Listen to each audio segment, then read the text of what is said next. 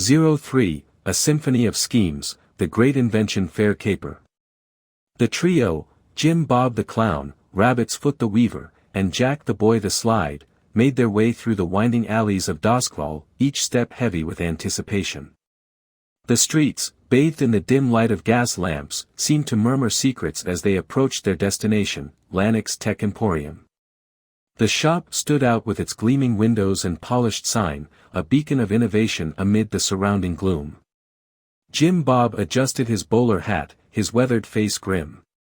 "We're here," he growled, his voice a low rumble. "Let's stay sharp." Cyphers are known for their unpredictability. Rabbit's Foot, his gaze flicking over the surroundings with practiced vigilance, nodded. "Lannic Morrow's reputation is something we can't afford to ignore. Let's hope this meeting goes smoothly." Jack, always with an eye for opportunity, grinned.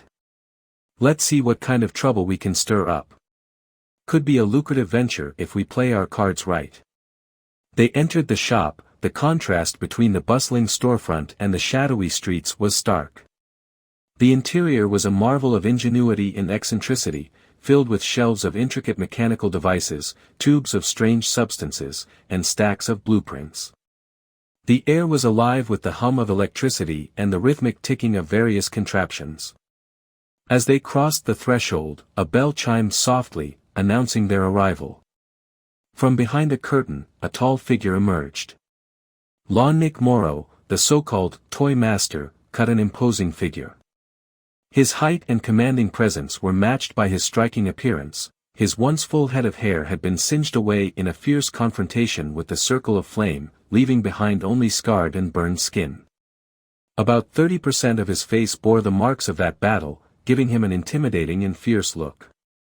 His eyes, sharp and discerning, constantly assessed and analyzed the environment. On his right hand, a mechanical finger, a testament to his own invention and ingenuity, replaced the digit lost in the same fiery clash. His attire was meticulously tailored, balancing practicality with authority, and adorned with subtle symbols and insignias that spoke of his high rank within the Cyphers. "Welcome to my domain." Lannic's voice was both smooth and commanding, his gaze sharp and assessing. "You must be the individuals I've heard so much about. I'm Lannic Morrow. I trust you're here to discuss business." Jack stepped forward with his usual swagger, extending a hand. "Jack the Boy, pleased to meet you. This is Jim Bob and Rabbit's Foot. We're ready to hear what you have in mind." Lannic shook Jack's hand firmly, his mechanical finger glinting subtly under the shop's lights. "Excellent.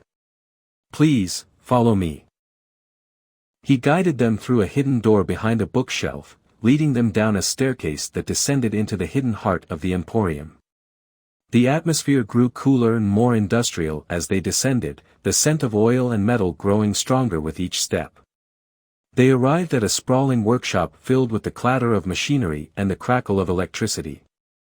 At the center of this hidden domain was Lannic's office, spacious and cluttered with blueprints, mechanical prototypes, and various curious devices. Lannic gestured for them to take a seat at a large oak table strewn with papers and tools. "Let's get to business," Lannic began, his tone shifting to one of focused seriousness. "The annual science fair in Doskvol is approaching, and this year's theme is electricity. It's a prime opportunity for inventors to showcase their most innovative work." He produced 2 blueprints from a drawer and placed them on the table. "I'm particularly interested in 2 inventions that will be featured. The first is a new form of transport called the automobile. It promises to revolutionize travel and potentially retire the horse industry. The second is a miracle elixir that claims to increase the productivity of working animals, dogs and horses, by 300%. Jim Bob leaned closer, scrutinizing the blueprints. "So, you want us to steal these designs?" Lannic nodded, his expression resolute. "Precisely. The automobile's design is a groundbreaking advancement, and the elixir's formula could have significant implications for the labor market. I need you to acquire both and deliver them to me discreetly." Rabbit's Foot raised an eyebrow, his gaze flicking between the blueprints and Lannic. Why not just buy them? Why go through the trouble of stealing? Lannic's eyes gleamed with a mix of excitement and secrecy. The Cyphers have our ways of acquiring valuable technology and knowledge.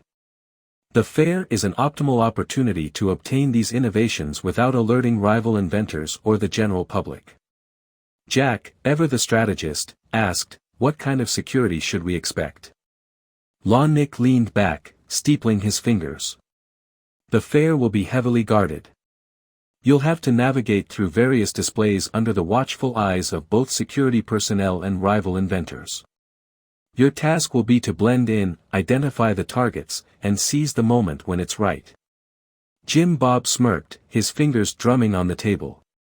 "Sounds like a challenge. What's the payment for this job?" Lannic's lips curled into a slight smile. "Generous compensation, of course. Plus, a token of goodwill from the Cyphers. We value your expertise and discretion." Rabbit's Foot exchanged a look with Jack and Jim Bob. "We're in. But we'll need more details about the fair and how we're supposed to get the blueprints." Lannic handed over a dossier filled with maps of the fairgrounds, security schematics, and detailed information about the displays. "Study these carefully. The fair will be a complex environment, but with your skills and our information, I'm confident you'll succeed." As the meeting concluded, Lannic escorted them back to the surface. The trio stepped out of the shop, the gravity of their new mission settling in. The streets of Doskvol seemed charged with an air of impending adventure. Jack turned to his companions with a grin. "Looks like we've got ourselves an exciting challenge." Rabbit's Foot, his mind still processing the deal, nodded thoughtfully. "Let's hope everything goes smoothly. Remember, we're treading on dangerous ground." Jim Bob adjusted his hat, chuckling. "If anyone can handle it, it's us. Let's get started." As they walked through the winding streets of Doskvol, the city seemed to pulse with anticipation. The countdown to the science fair had begun, and with it came the promise of both tremendous rewards and formidable risks. The annual science fair in Doskvol was a spectacle of invention and innovation, alive with the hum of electrical machinery and the buzz of excited voices. The fairgrounds were a maze of stalls and displays, showcasing the brightest minds and their most extraordinary creations. Amidst the excitement, Rabbit's Foot and Jim Bob navigated the bustling crowds, their focus sharp and their movements deliberate. Rabbit's Foot scanned the area with a practiced eye, searching for any signs of the miracle elixir that was said to enhance the productivity of working animals.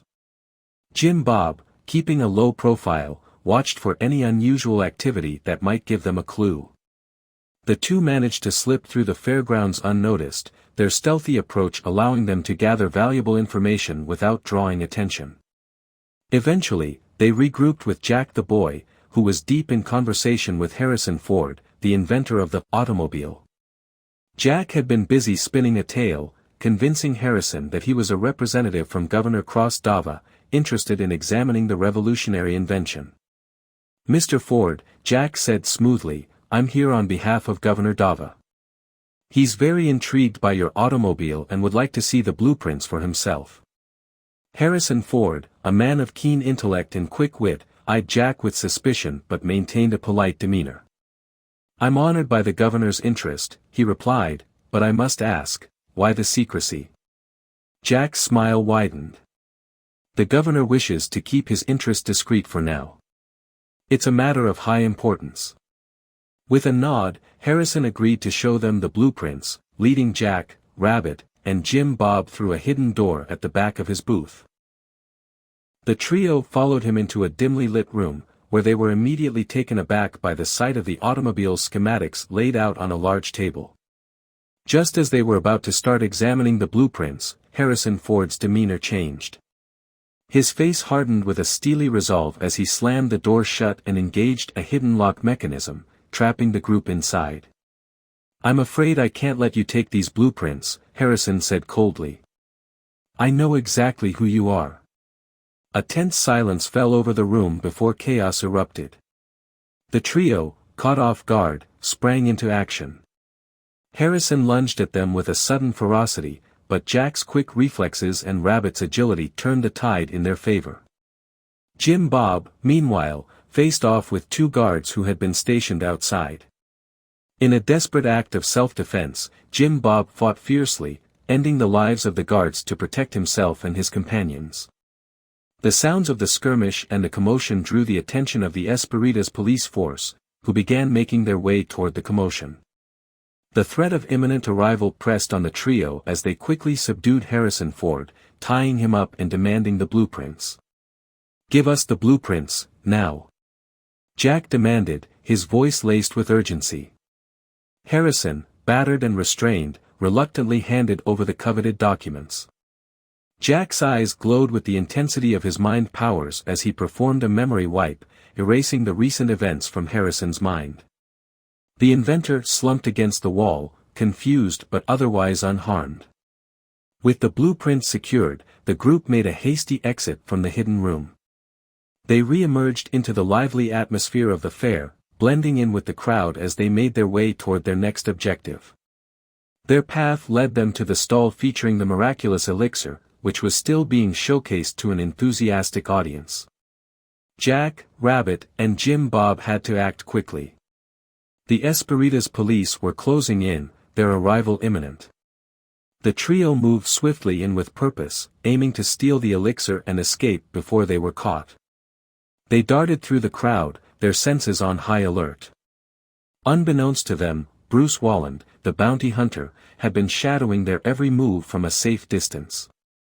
His eyes, cold and calculating, tracked the trio with precision. He watched as they navigated the fair, his mind working to anticipate their next moves. Bruce's thoughts were a whirlwind of strategy and anticipation. They've managed to get the blueprints, but they're still unaware of the danger closing in. The Espiritas Police are on their way. I'll wait for the perfect moment to strike. As the trio neared the elixir stall, they could feel the tension mounting. The fairgrounds were a swirling vortex of noise and activity, masking their movements but also adding to the chaos. With the Espiritas Police on their tail, the stakes were higher than ever. "We need to find that elixir," Rabbit said, his voice low and urgent. "The sooner we locate it, the sooner we can get out of here. Keep your eyes peeled for anything that looks out of place." Jim Bob grunted in acknowledgement, his gaze sweeping over a booth displaying a curious assortment of mechanical animals. "I'm on it. Just stay sharp. This place is crawling with potential trouble." As they approached a particularly lavish stall draped in gold fabric, a sudden commotion drew their attention. A dazzling display of shifting colors and lights showcased the so-called miracle elixir, a glimmering veil surrounded by a crowd of eager onlookers. Rabbit's Foot and Jim Bob exchanged a glance. "That's our target," Rabbit murmured. "Let's blend in and see what we can find out." They joined the throng, pretending to be intrigued spectators. Jim Bob expertly maneuvered through the crowd, his bulk serving as a useful shield against any prying eyes. Rabbit's Foot, meanwhile, listened intently to the conversation of the crowd and the enthusiastic sales pitch from the elixir's presenter, an affable man in a bright, flashy suit. "The elixir is a marvel of modern science," the presenter declared. "It enhances the strength and endurance of working animals 300%. Just a few drops a day, and your animals will work harder and longer than ever before." Rabbit's Foot leaned closer, catching snippets of the presentation. "It sounds too good to be true," he whispered to Jim Bob. "Let's see if we can get a closer look at the elixir itself." As the presentation continued, Rabbit's Foot slipped away from the crowd, skillfully navigating through the labyrinthine corridors of the fairgrounds. Jim Bob followed, his gaze wary and alert for any sign of trouble. Bruce's sharp eyes followed Rabbit's Foot, Jack and Jim Bob as they made their way through the fair. He noted their movements, their interactions, and the way they seemed to be zeroing in on specific targets. His expression was one of cold determination, his mind calculating their next moves. "So, they're after the elixir and the automobile," Bruce mused quietly to himself. "I'll need to stay hidden and keep a close eye. They've proven themselves to be slippery, and I can't afford to lose them. From his hidden vantage point, Bruce Walunde's gaze remained fixed on the trio. His mind was a whirlwind of calculations and strategies as he observed their every move. He knew that capturing them would require patience and precision. They're clever, Bruce thought, his eyes narrowing. But so am I. I'll bide my time and wait for the perfect moment to strike. For now, I need to stay hidden and gather more information.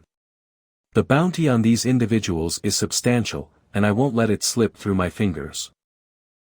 The science fair's grand halls buzzed with excitement and innovation, yet a palpable tension hung in the air as the trio, Jack, Rabbit, and Jim Bob, navigated the labyrinthine corridors in search of their prize. They finally arrived at the storage room where the miracle elixirs were kept. Just as Jack approached the door to enter, a formidable figure stepped out of the shadows and blocked their path. Standing in their way was a tall, imposing man with an air of unmistakable authority. His presence exuded a cold, calculated intensity, and his dark, tailored suit hinted at both sophistication and menace. His face was a striking contrast, marked by a rugged, chiseled jawline and sharp, penetrating eyes that seemed to see through every deception. His posture was confident, almost predatory, with a subtle but unmistakable aura of danger. A scarred, yet refined, look added a touch of brooding mystery, as if he had seen too much and learned too well.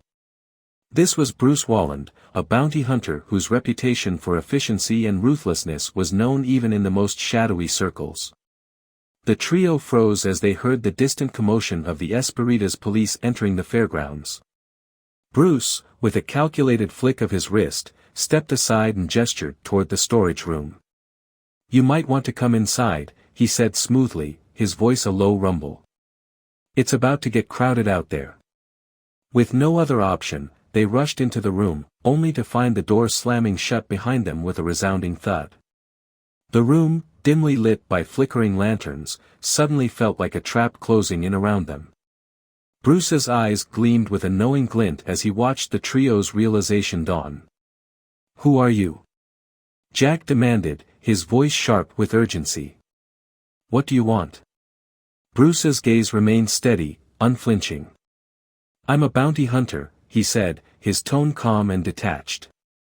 "Captain Merrick Ishtar hired me to retrieve something stolen from him. And judging by your recent activities, I'd say it's more than just a coincidence that you're here." Jim Bob's eyes widened in recognition. "The golden rod," he exclaimed. "It's worth more than we thought. Captain Ishtar must be desperate if he's hired a bounty hunter." Bruce's lips curled into a faint, cold smile. "The golden rod is valuable, indeed. And it seems it has become quite the obsession." The tension escalated quickly. Before Jack could react, Bruce's hand moved with lightning speed, drawing a concealed weapon. The room erupted into chaos as a gunshot rang out, striking Jack in the shoulder. In retaliation, Jim Bob, driven by adrenaline and survival instinct, pulled out his own weapon and fired back, hitting Bruce in the shoulder. Despite the injuries, Bruce's combat training and determination made him a formidable opponent. The skirmish continued with brutal intensity, but eventually, the trio managed to subdue him. As Bruce lay on the floor, wounded and restrained, Jack knelt beside him, his mind glowing with the power he wielded. "Why are you doing this?" Bruce growled through gritted teeth, but Jack's eyes met him with an intensity that spoke volumes. "I'm about to erase your memory of everything that's happened tonight," Jack said firmly. "We need to clean up this mess before the police arrive. And I have a plan." With a swift mental command, Jack erased Bruce's recent memories, ensuring the bounty hunter would remember nothing of their encounter or their mission. The trio, now armed with the blueprints and having successfully neutralized Bruce, faced a new challenge. Jack had one more crucial task. "We need to make it look like Bruce is the mastermind," Jack explained. "I'll act as a victim and take the blame. That way, the authorities will focus on him and leave us free to get the elixir and escape." Rabbit and Jim Bob nodded, understanding the urgency of their situation. "What about your friend, Harlequina Quinzel?" Rabbit asked. "She's here as backup," Jack said. "But with the police involved, she's in danger too. We need to rescue her before it's too late." The trio quickly gathered the elixir and the blueprints, ensuring they had everything they needed. They exited the storage room and blended back into the public area of the fair, the noise and bustle masking their movements as they made their way toward Harlequina's location. Their plan was set in motion. Jack's acting skills were put to the test as he played the victim, blaming Bruce for the chaos. The police, now fully engaged with Bruce, were diverted from their pursuit of the trio. With the elixir and blueprints secured, Jack, Rabbit, and Jim Bob navigated the fairgrounds with heightened urgency, searching for Harlequina amidst the throngs of fairgoers. In the vibrant chaos of the science fair, the trio, Jack, Rabbit, and Jim Bob, navigated the bustling crowd with practiced ease, their eyes scanning for their backup. Amidst the throngs of fairgoers, they finally spotted Harlequina Silva, also known as the Stallone. Her fierce demeanor and sharp gaze marked her out clearly even in the crowd. Jack's heart raced with relief and urgency as he caught sight of her. He approached Harlequina with a quick, purposeful stride, leaning in to whisper urgently, "It's getting too hot in here.